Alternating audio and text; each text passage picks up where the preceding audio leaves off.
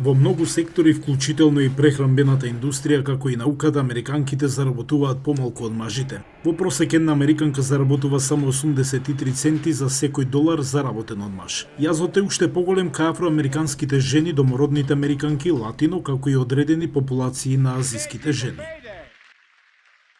На 15 март председателот Бајден го одбележа денот кој символизира колку долго жените мора да работат за да го заработат она што мажите го заработиле предходната година. Пандемијата го попречи напредокот кај жените кои го вршат најголемиот дел од семејната грижа, бидејќи се дома со децата кои посетуваат онлайн часови, а постарите членови на семејството го губат пристапот до грижа. I signed an executive order to promote efforts to achieve pay equality and pay equity for employees of federal contractors. And it's my hope that this sets an example for all private companies to follow as well. Активностите што ги најави Бајден нема да го решат родовиот јаз за платите во приватниот сектор. Администрацијата на Обама бараше од големите компании да пријават колку им плаќаат на работниците по раса и пол.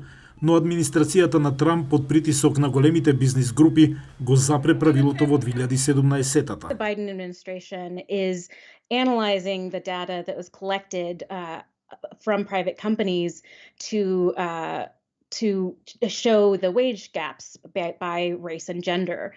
This is hopefully the first step in getting that rule reinstated. Исто така заменик председателката Камала Харис, првата жена подпредседател на САД, беше домаќин на виртуелен самит на Денот на еднакви плати, на кој присуствуваа представници на администрацијата, спортисти и извршни директори. An economy that works for women and for everyone. Некои тврдат дека задолжителното платено отсуство за новите родители може да помогне да се намали разликата во платите меѓу половите.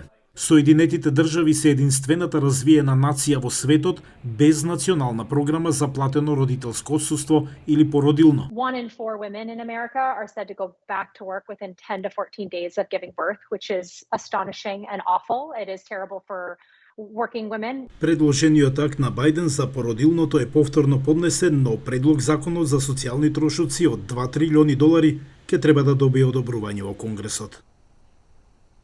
За сега федералниот закон за социјално и породилно отсуство ви гарантира до 3 месеци, меѓутоа само неплатен одмор, и доколку работите во компанија која има повеќе од 50 вработени.